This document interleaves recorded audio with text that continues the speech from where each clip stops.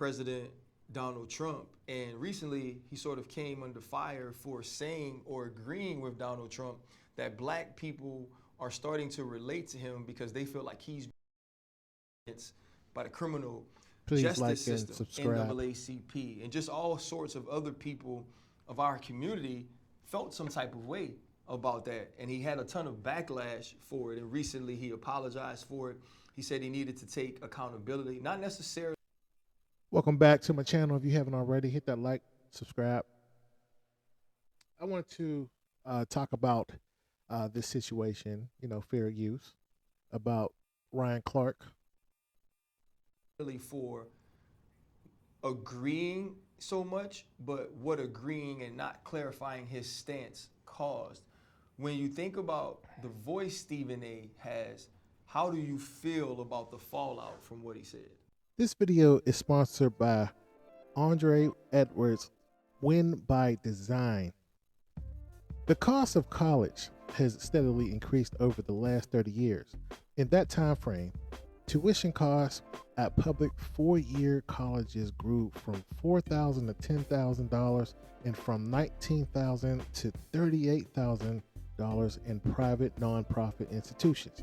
As cost has risen, so has the need of student loans and other forms of financial aid.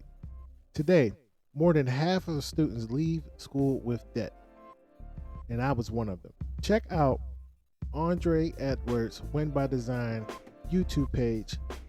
Will be in the description box, and also the fantastic book where it taught me a lot of how to pay off that loan. And I know you want to pay off that loan quick, and if you paid off your loan or you still got a loan, you want to pay off your children's loan. So definitely check out Win by Design by Andre Edwards. When you get a voice and you get a platform like we have, what do you really want to speak on? What do you want to be involved with? Athletes talking about politics and different people talking about politics. And that's the thing, I have to navigate that as well.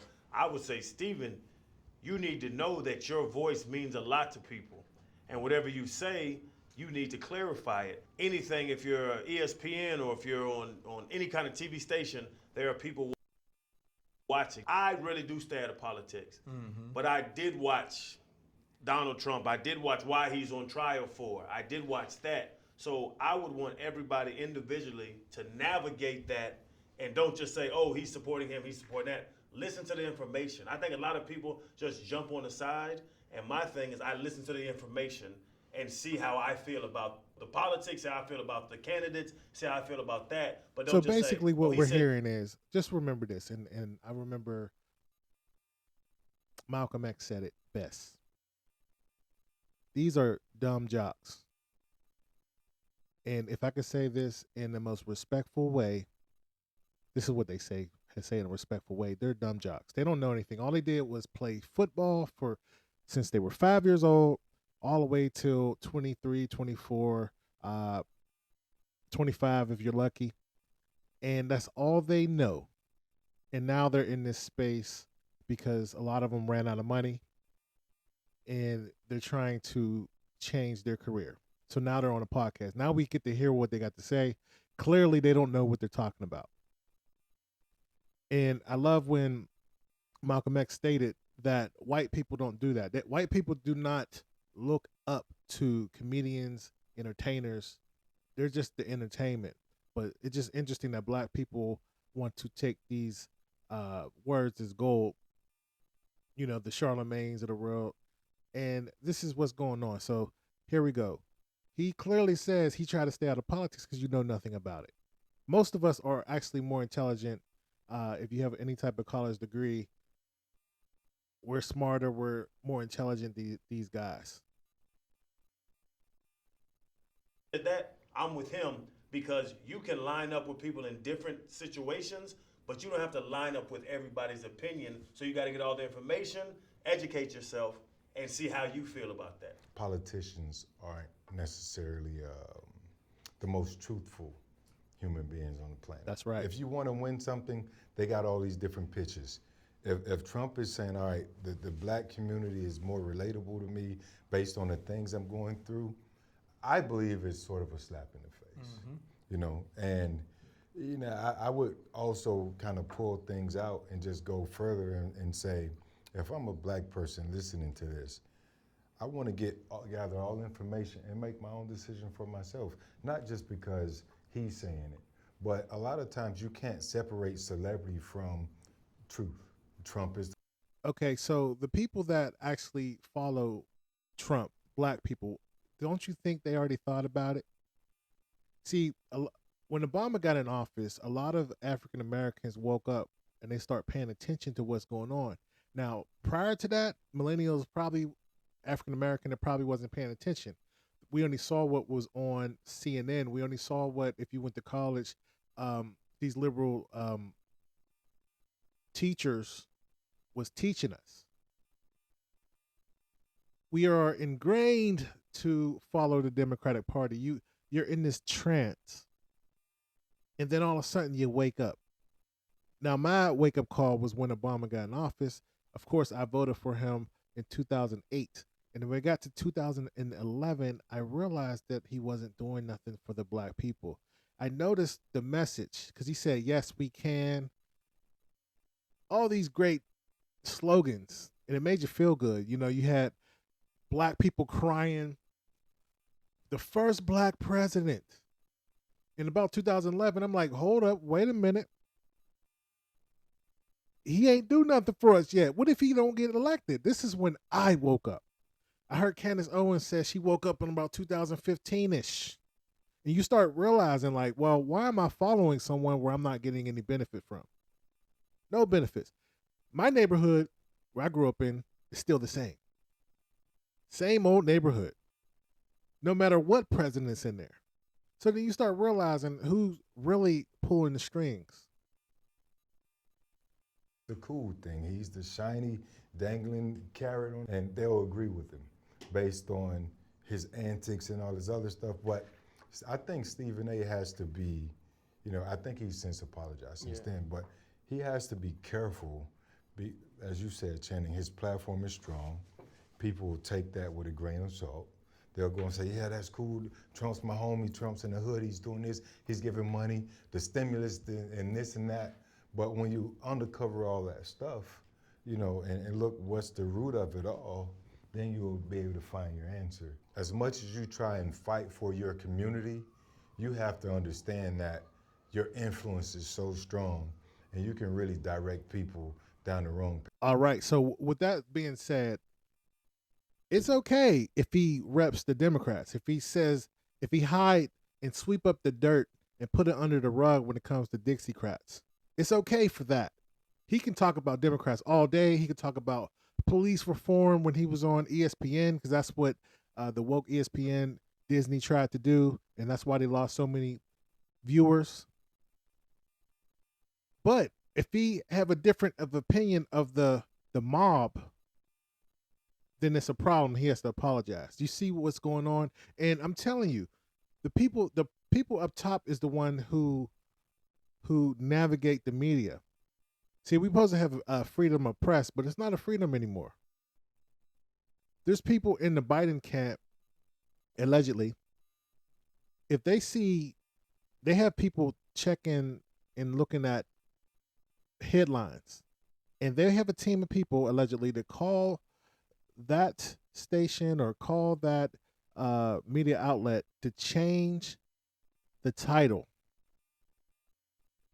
It's deeper than this, folks. Most media is liberal.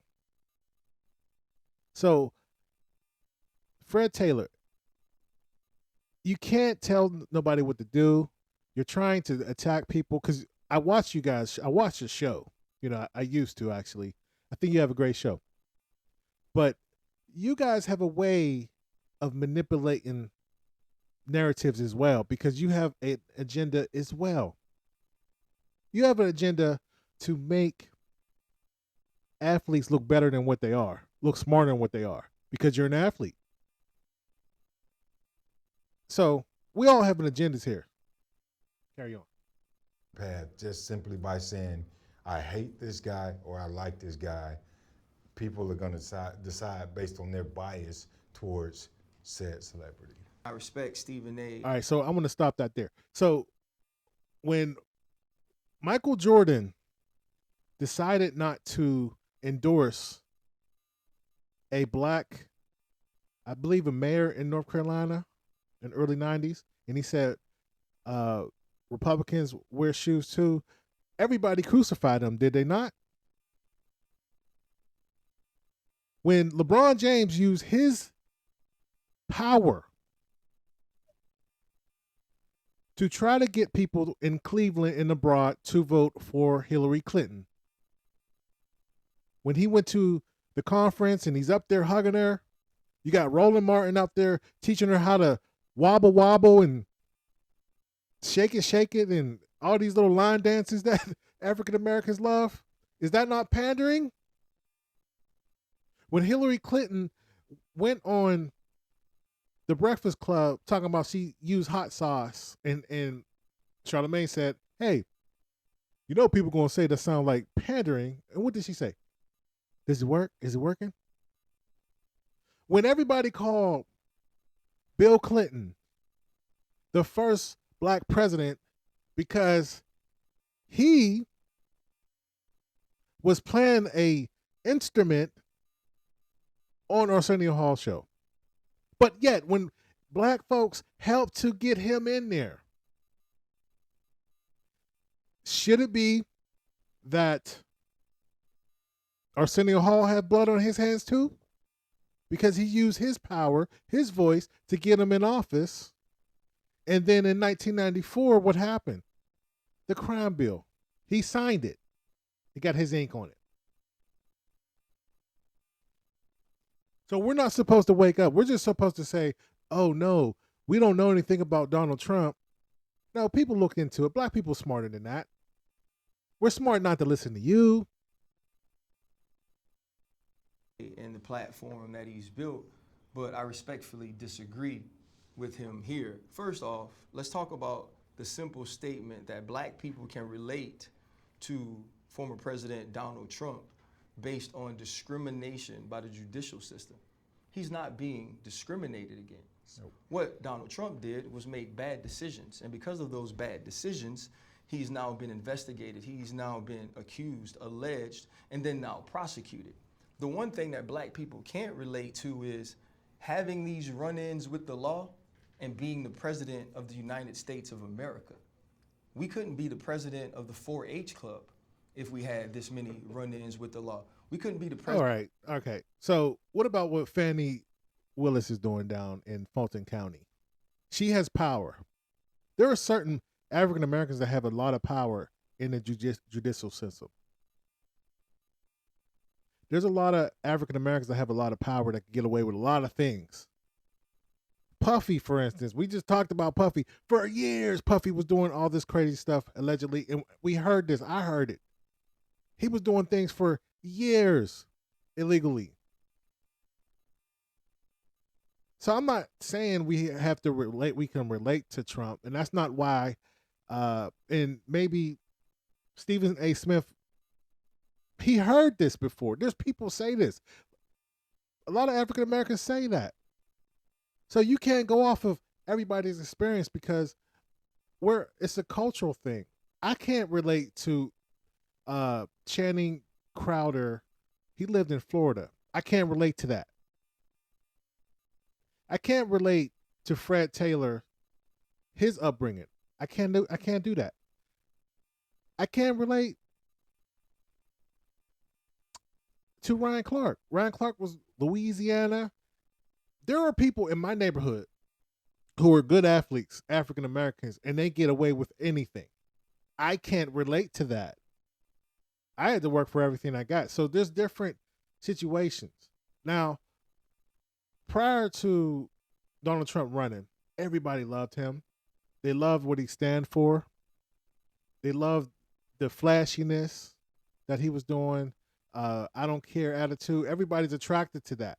As an African American man, woman, people loved Donald Trump back in the day. I wouldn't say he can relate to us. I don't think any rich person can relate to a poor person. I don't think people who have two parents can relate to somebody who had no parents. So it's situational. president of our own HOA. And so I think that's one thing that we need to get out and be very clear on.